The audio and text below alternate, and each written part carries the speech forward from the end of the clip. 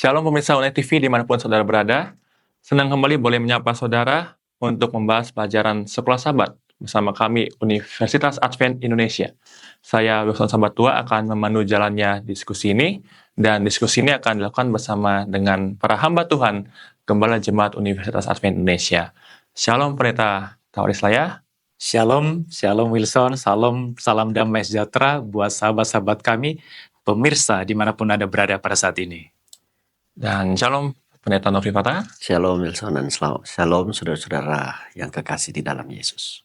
Baik, sebelum kita akan membahas lebih jauh akan pelajaran Sekolah Sabat kita, mari kita sama-sama berdoa, dan saya undang Pendeta Nofri Fatah untuk memimpin kita dalam doa. Mari kita berdoa. Bapa di sorga, kami mohon kehadiran Roh Kudus-Mu bagi kami bertiga akan membahas pelajaran Sekolah Sabat saat ini. Biarlah hikmat akal budi Tuhan karuniakan agar apa yang kami bicarakan, sampaikan adalah seturut dan kehendak-Mu saja. Di dalam nama Yesus kami berdoa. Amin. Amin. Baik Ibu Saudara, kita telah masuk di pelajaran ke-8 dengan judul Kebebasan Memilih, Kasih dan Pemeliharaan Ilahi. Ayat hafalan terdapat dalam Yohanes 16 ayat 33. Semuanya itu kukatakan kepadamu supaya kamu beroleh damai sejahtera dalam aku. Dalam dunia kamu menderita penganiayaan, tetapi kuatkanlah hatimu, aku telah mengalahkan dunia. Pekan ini kita akan membahas mengenai 3 hal, yaitu kebebasan memilih, kasih, dan pemeliharaan ilahi. Nah, berbicara mengenai hal ini, maka ada 2 pendapat besar yang menyebutkan mengenai pemeliharaan ilahi. Ada yang mengatakan bahwa dalam segala hal Allah menjalankan keinginannya atau kekuasaannya sehingga manusia tidak bebas memilih selain daripada apa yang Allah tetapkan. Bahkan Allah juga dikatakan memilih siapa yang ingin dia selamatkan dan yang lainnya akan binasa. Tapi bukti Alkitabiah menyatakan bahwa Allah tidak melakukan seperti itu. Malahan Allah memberikan kebebasan memilih kepada manusia, dan bahkan itulah yang membuat hingga adanya kejatuhan ke dalam dosa. Nah, kita akan membahas lebih lanjut mengenai akan hal ini dari hari ke hari. Kita akan lihat pada hari Minggu dengan judul Allah kita yang berdaulat. Saya ingin bertanya kepada Pendeta Tawaris Laya, Pak Pendeta, apakah artinya Allah berdaulat? Apakah itu berarti bahwa segala sesuatu, baik yang buruk ataupun yang baik, itu terjadi karena kehendak Allah? Iya, terima kasih pertanyaannya Wilson. Jadi kita harus memahami dulu ya, kalau Allah itu adalah Allah yang berdaulat. Kalau kita baca di dalam Mazmur 103 ayat 19, Tuhan sudah menegakkan tahtanya di sorga, dan kerajaannya berkuasa atas segala sesuatu. Jadi Tuhan itu berkuasa di sorga dan berkuasa di seluruh alam semesta ini. Tuhan punya wewenang, punya wilayah. Segala sesuatu yang ada di alam semesta ini berada di bawah kekuasaan kerajaan sorga. Lalu pengertian itu ketika disampaikan kepada kita, kita bisa salah mengerti.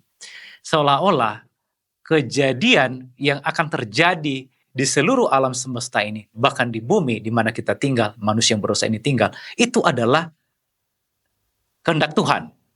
Itu adalah keinginan Tuhan. Nah, ini harus kita bisa pahami dengan baik. Tuhan itu walaupun berkuasa di seluruh alam semesta, bukan berarti apabila ada kejadian yang baik atau kejadian yang buruk, itu semua adalah keinginan Tuhan.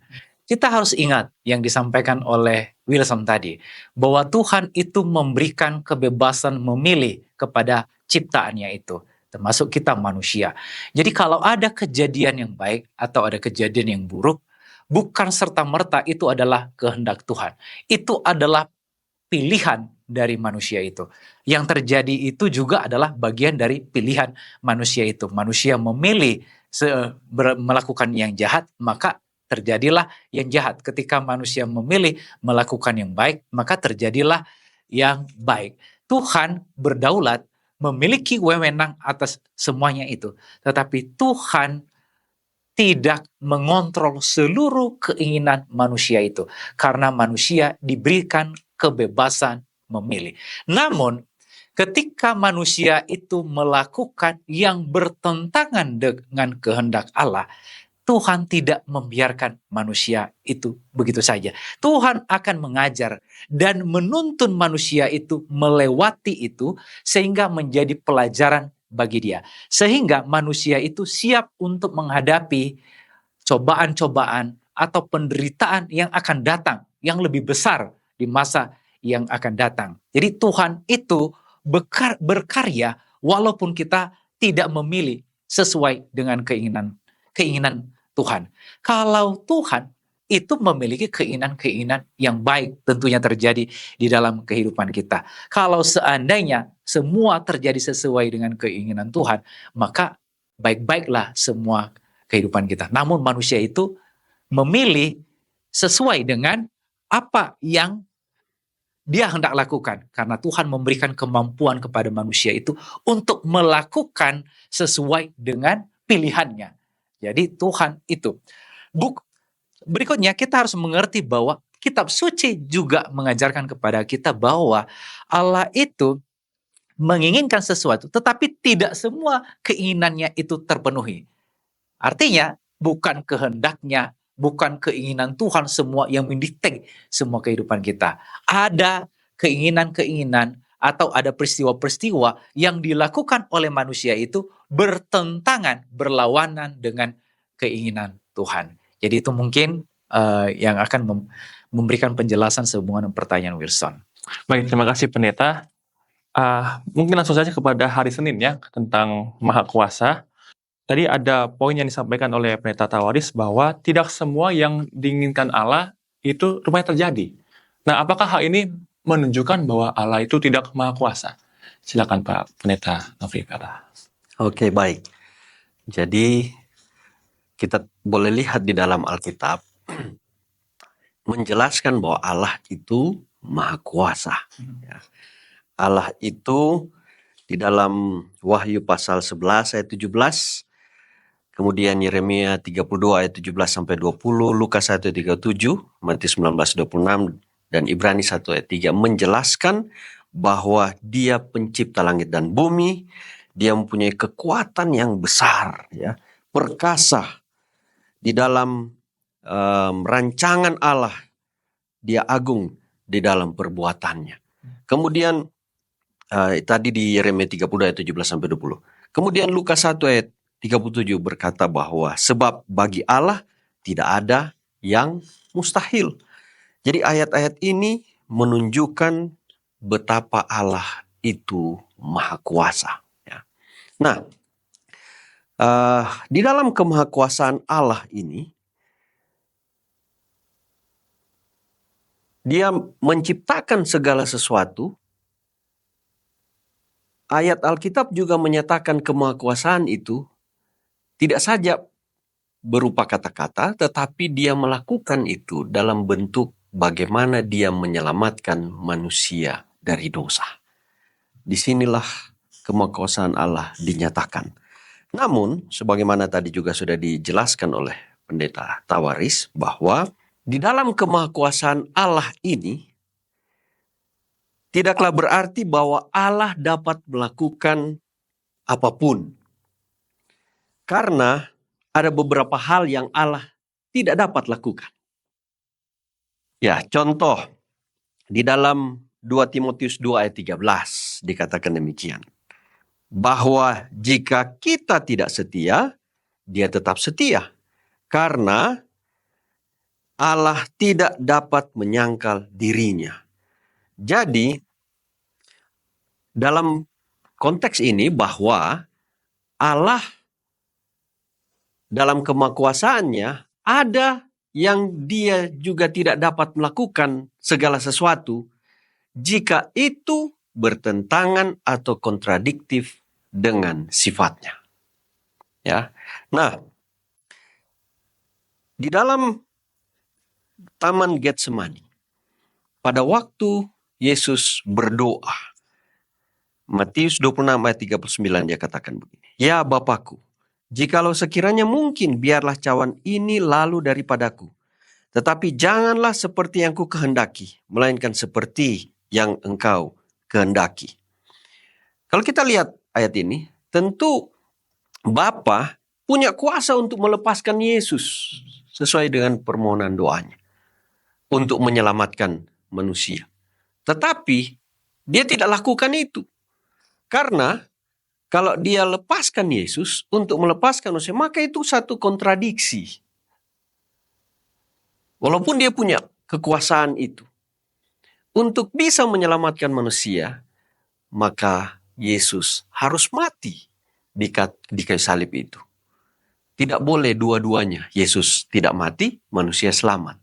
Nah, artinya di sini bahwa sekalipun Allah punya kemahakuasaan itu, dia tidak bisa kontradiktif dengan sifatnya, dengan kehendaknya ini, karena kalau itu terjadi, maka Allah bertentangan dengan dirinya sendiri. Jadi kemahakuasaan Allah itu ada batas, yaitu pada hal-hal yang kalau itu kontradiktif, itu tidak akan dilakukan oleh Allah dalam hal ini. Jadi disinilah menjawab pertanyaan dari Saudara Wilson tadi. Baik, terima kasih Pak Pendeta. Jadi kita melihat bahwa ada satu peristiwa ya, di mana Yesus meminta supaya cawannya lalu, tapi Allah tidak memberikan hal itu. Itu bahkan juga menunjukkan bahwa memang Allah adalah kasih. Allah mau untuk supaya Kristus melakukan misi penyelamatannya untuk menyelamatkan manusia. Nah sekarang kita akan melihat dalam pelajaran hari Selasa dengan judul Mengasihi Allah. Ada pertanyaan sederhana yang mau saya sampaikan Pendeta Tawaris adalah mengapa Allah tidak memaksakan manusia untuk mengasihi dirinya? Silakan Pendeta. Ya, terima kasih. Sebelum kita jawab, kita bertanya lagi, apakah Tuhan itu bisa memaksakan agar manusia mengasihi dia? Bisa. Karena Pendeta Fata tadi udah menjelaskan bahwa Tuhan itu maha kuasa. Kalau maha kuasa itu tidak ada yang tidak bisa. Semuanya bisa. Tetapi apakah dia mau memaksakan agar manusia itu mengasihi dia dengan kuasanya itu? Tentunya tidak. Kalau Tuhan memaksakan manusia itu agar mengasihi dia, itu namanya bukan kasih lagi.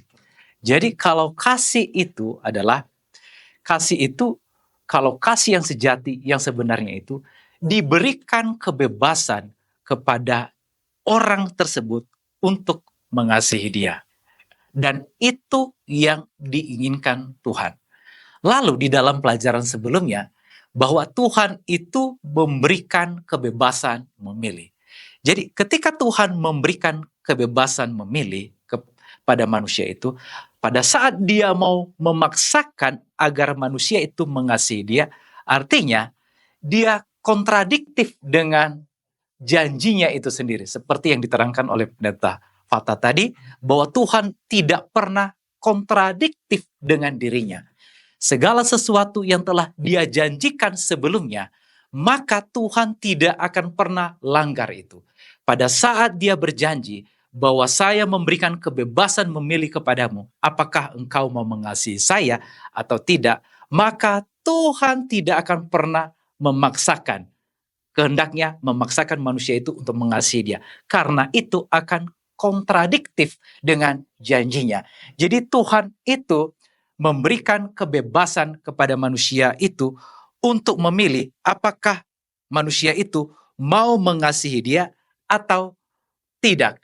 Tuhan itu begitu baik kepada kita. Allah itu di dalam kasihnya itu tidak terbatas kepada manusia. Walaupun manusia itu memilih untuk tidak mengasihi Tuhan, Tuhan tetap mengasihi manusia itu. Itu luar biasa. Makanya kasih Allah itu tidak terbatas adanya. Kalau kita bertindak ya tidak sesuai dengan kehendak Tuhan, apakah Tuhan tidak mengasihi kita? Tuhan itu tetap mengasihi kita. Itu yang harus kita ingat selalu. Walaupun kita jauh dari Dia, kita jangan lupa bahwa Tuhan itu mengasihi saya. Jadi ketika kita mengingat bahwa Tuhan itu selalu mengasihi saya, walaupun sekarang saya tidak mengasihi Dia, kita akan kembali kepadanya. Dan ketika kita kembali mengasihi Dia, Tuhan akan selalu membuka tangannya lebar-lebar dan merangkul kita kembali dan akan bersama-sama dengan kita sampai selama-lamanya kembali. Jadi yang menjadi kekuatan bagi kita sekarang ini bukanlah sekedar apakah Tuhan itu mau apakah Tuhan mau memaksa saya mengasihi dia, tidak. Tetapi yang kita ingat adalah bahwa Tuhan itu Maha Pengasih. Kapanpun saya kembali kepadanya, dia akan menerima saya sebagaimana saya adanya. Dan Tuhan akan mengampuni semua kesalahan yang saya lakukan di dalam kehidupan saya. Jadi Tuhan itu setia dan adil, menepati janji-janjinya. Kita tinggal datang kepadanya. Baik, terima kasih Pendeta. Jadi kenapa tidak Allah paksakan supaya manusia mengasihi dia? Karena memang Allah juga adalah mengasihi manusia dan mau juga supaya manusia mengasihi dia dengan kasih yang tulus. Sekarang kita akan melihat pelajaran hari Rabu dengan judul Kehendak Allah yang Ideal dan Memperbaiki. Ada ayat yang menarik, Pak Pendeta Nofri Fatah, dalam Efesus 1 ayat 11, yang sekilas dia mengerti bahwa Allah menentukan sebagian orang untuk menerima keselamatan, atau ada orang yang ditakdirkan untuk keselamatan. Apakah benar demikian, Pak Pendeta? Baik, menarik sekali ini ya, karena ini banyak menjadi pemahaman banyak orang di dunia ini. Bahwa Allah sudah sejak dari dulu, sejak manusia belum diciptakan, Tuhan sudah tentukan siapa mau selamat dan siapa mau dibinasakan. Seperti itu pandangan orang. Jadi tidak ada kebebasan memilih. Tadi Pendeta Tawar sudah jelaskan bahwa kita setiap manusia diberikan kebebasan memilih. Sekalipun Allah itu maha kuasa, tetapi dia terbatas pada kebebasan memilih setiap orang. Nah, pemahaman yang menyatakan tentang Allah menakdirkan seperti tidak ada kebebasan memilih seseorang. Nah, apa maksud kalau begitu takdir di dalam Alkitab ini? Ya, nah, mari kita lihat dari bahasa Yunaninya, yaitu prohorizo. Dari prohorizo ini kita dapat melihat bahwa ini tidak mengajarkan bahwa Allah menentukan sejarah secara kausal. Artinya, kausal ini mempunyai hubungan sebab akibat. Jadi, Allah tidak menentukan, kemudian orang tinggal melakukan. Jadi sudah seperti disetting orang itu, ya. Sebaliknya, istilah Yunaninya berarti memutuskan terlebih dahulu. Jadi artinya bukan Allah yang menentukan, kemudian orang tinggal melakukan. Itu yang prohariso ini, tetapi seseorang dia yang memutuskan terlebih dahulu, ya, dalam hal ini pihak dialah yang telah menentukan apakah dia mau menurut Allah atau tidak. Nah, dari pilihannya inilah Allah dapat melihat akhir dari awal apa yang dia tentukan. Nah, ini istilah kehendak di sini, ya, atau takdir di dalam pengertian secara Alkitab. Atau kata lain, kitab suci mengajarkan bahwa Allah melakukan yang terakhir setelah manusia memutuskan. Kalau kata lainnya juga adalah ketika seseorang dia menentukan pilihan dosa atau pilihan benar, maka dalam langkah pilihan disitulah kemahatauan Allah melihat akhir yang akan terjadi. Inilah yang kita sebut bagaimana takdir di dalam Alkitab ini. Nah, di dalam pertanyaan ini, Efesus 1 ayat 11, ayatnya berbunyi demikian. Yang di dalam segala sesuatu bekerja menurut keputusan kehendaknya. Nah, apakah ini bahwa Allah sudah tentukan sesuatu yang terjadi sesuai kehendak Allah sebelum manusia membuat pilihan? Nah, kembali lagi kita pada konteks tadi, pengertian dari bahasa Grekanya bahwa itu tidak tepat, ya, karena beberapa ayat yang kita boleh lihat di dalam Lukas 7 ayat 30, Lukas 13 ayat 34, Mazmur 81 ayat 12 sampai 25, di mana menunjukkan bahwa manusia kadang menolak kehendak Allah, ya. Dan tentu Alkitab tidak kontradiktif.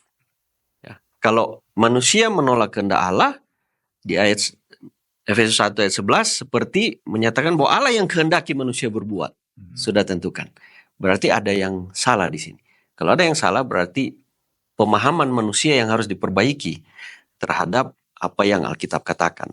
Nah, kalau begitu, untuk memahami kedua hal ini supaya tidak bertentangan, ada teori yang ditawarkan, yaitu kehendak Allah yang ideal dan memperbaiki. Nah, apa artinya itu? Mari kita lihat apa itu kehendak Allah yang ideal dan memperbaiki. Yang pertama, kehendak Allah yang ideal adalah apa yang sebenarnya diinginkan Allah untuk terjadi dan yang akan terjadi jika setiap orang selalu melakukan apa yang Allah inginkan. Jadi kalau seorang itu, Allah punya kehendak terhadap orang itu, dan dia selalu turut taat kepada kehendak Allah, maka itu yang akan terjadi yang Allah kehendaki kepada dia. Contoh seperti 3/4 malaikat di sorga. Tuhan punya kehendak, Tuhan sudah kasih tahu kepada mereka, inilah yang akan kamu lakukan, ini yang saya mau kamu lakukan, dan ini yang akan kamu alami di sorga. Kamu akan menikmati hidup yang suci, damai, bahagia, sentosa, dan hidup kekal, bahagia di sana. Dan itu yang terjadi kepada 3/4 malaikat. Kepada semua malaikat sebenarnya kehendak itu yang lain. Tetapi sepertiga mereka menolak. Berarti mereka tidak ikut akan kehendak Allah yang ideal tadi. Nah, ada yang satu lagi, kehendak Allah yang memperbaiki. Apa itu? Adalah kehendak Allah yang telah mempertimbangkan semua faktor, termasuk kebebasan memutuskan dari makhluk ciptaan yang kadang-kadang menyimpang dari kehendak Allah. Nah, inilah di Efesus 1:11 nampaknya merujuk pada kehendak Allah yang memperbaiki. Contoh, kepada Adam dan Hawa. Tuhan sudah kasih tahu, inilah job list mereka. Inilah kehendak Allah di Taman Eden bagi mereka. Menikmati, Allah sudah ciptakan segala sesuatu. Mereka dapat hidup kekal di sana. Itu kehendak Allah, nyaman dan sebagainya. Tapi apa yang terjadi? Mereka melanggar akan kehendak Allah. Jatuh dalam dosa. Tetapi karena mereka bertobat, memilih kembali kepada jalan Allah, tadi sudah memilih kepada jalan sendiri. Sekarang memilih pada kehendak Allah. Nah, di sini disebut kepada kehendak Allah yang memperbaiki. Allah perbaiki mereka, Adam sampai umur 900-an, bagaimana dia telah menunjukkan pertobatan dalam hidupnya dan keturunannya pun jadi anak-anak Allah yang diperbaiki oleh Allah. Nah, inilah maksud dari Efesus 1 ayat yang ke-11. Bahwa kehendak Allah itu, kalau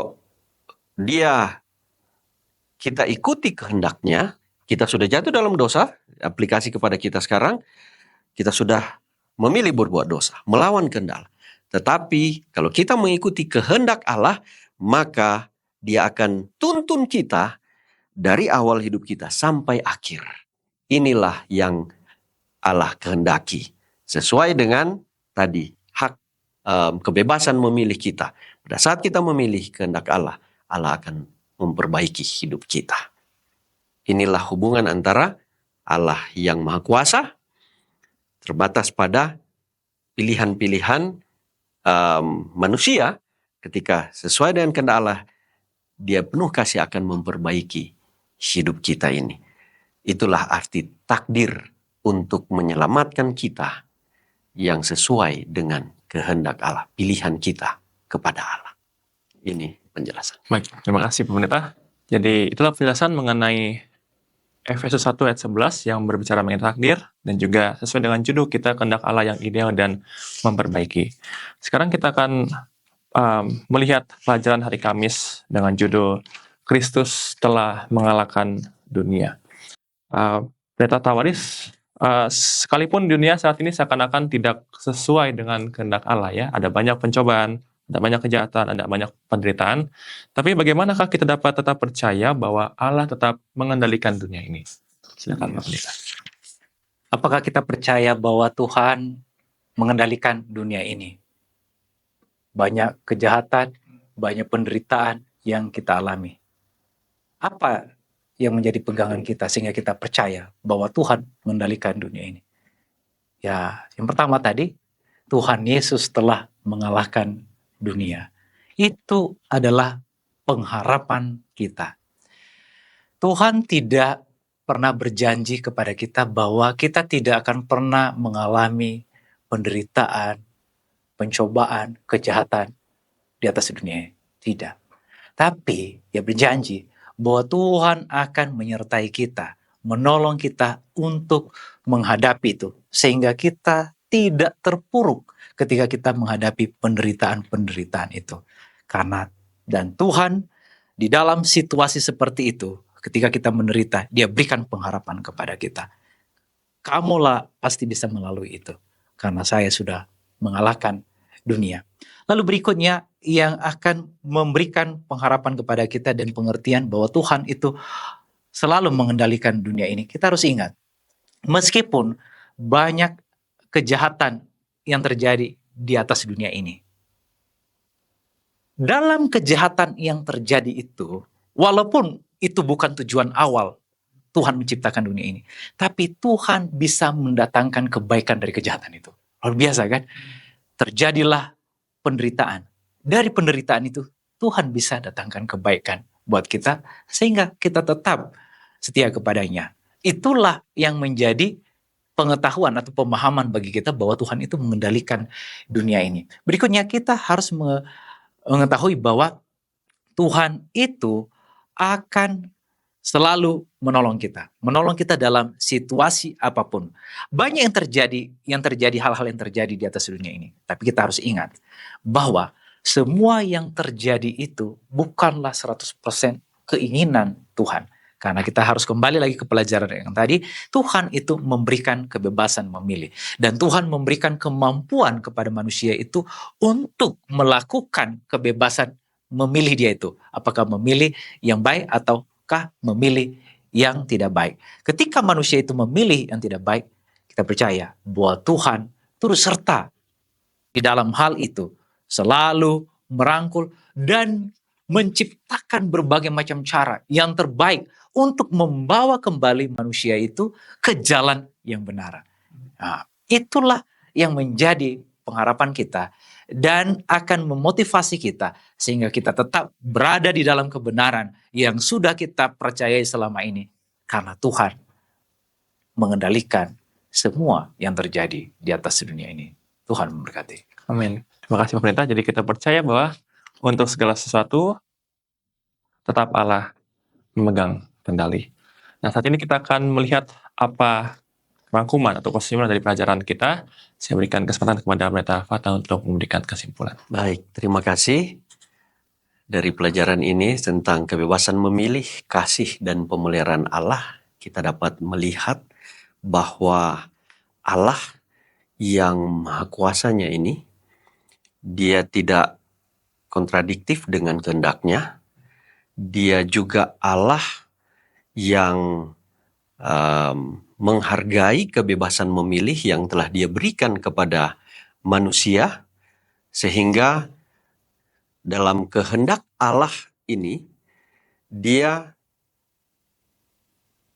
ingin supaya kita menuruti akan kehendaknya, dan apabila kita yang sudah jatuh di dalam dosa, pernah menolak kehendak Allah, Allah mau kita untuk berbalik, bertobat.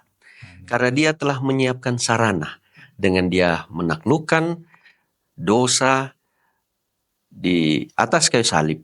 Dia telah memberikan kepada kita sarana keselamatan untuk memperbaiki kita yang sudah rusak ini. Ada kuasa yang Tuhan berikan kepada kita dengan kuasa Roh Kudus. Dia ingin supaya kita memperbaiki. Inilah kehendak Allah. Dia kehendaki kita untuk diselamatkan. Dia kehendaki kita untuk hidup di dunia ini di dalam rencananya, dan dia mau kita untuk selalu selaras dengan dia. Dan inilah kasih Allah itu. Dosa menyebabkan kita semua menderita di dunia ini, hidup dalam kejahatan. Tetapi ingat, kehendak Allah sejak mula adalah dia ingin supaya kita hidup di dalam kebahagiaan, hidup di dalam surga bersama dengan dia, hidup di dalam sukacita, kebahagiaan yang sejati di dalam Allah. Namun setan merusak semua rencana Allah ini.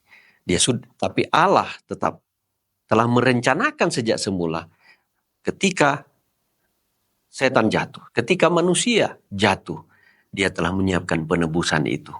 Sehingga kita yang mau menerima Yesus Kristus, bertobat, Yohanes 3:16 katakan, barang siapa yang percaya kepadaku tidak akan binasa, melainkan beroleh hidup yang kekal.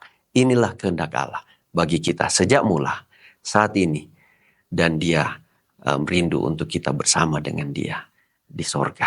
Kiranya pelajaran ini menyadarkan kita untuk mari kita memilih Allah di dalam kebebasan kita memilih kehendak Allah.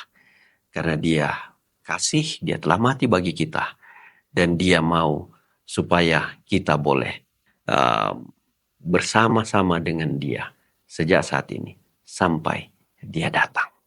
Kiranya Tuhan memberkati kita semua. Amin. Amin. Terima kasih, pemirsa. Demikianlah diskusi pelajaran Sekolah Sahabat yang boleh kami sampaikan. Doa dan harapan kami agar pemirsa sekalian boleh terberkati dengan tayangan ini dan dapat mengerti dengan pelajaran Sekolah Sahabat. Untuk menutup akan diskusi ini, saya meminta Pendeta Tawaris untuk memimpin kita dalam doa. Ya, mari kita berdoa. Bapa yang di sorga, kami bersyukur kepadamu pada saat ini karena Tuhan telah menyertai kami ketika kami membahas firman Tuhan ini untuk pemirsa dan kepada jemaat dimanapun mereka berada pada saat ini. Biarlah melalui firman yang sudah kami sampaikan ini, saudara-saudara kami, sahabat-sahabat kami yang mendengarkannya akan memilih untuk mengikuti kehendak Tuhan. Karena itulah yang terbaik. Biarlah Tuhan menolong kami, memberikan kekuatan kepada kami, supaya kami bisa menghidupkan firman Tuhan ini dalam kehidupan kami.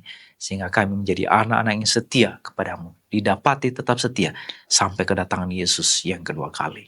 Inilah doa dan harapan kami. Ampuni kami dari segala dosa dan kesalahan kami. Kami berdoa dalam nama Yesus, Juru Selamat kami. Amin.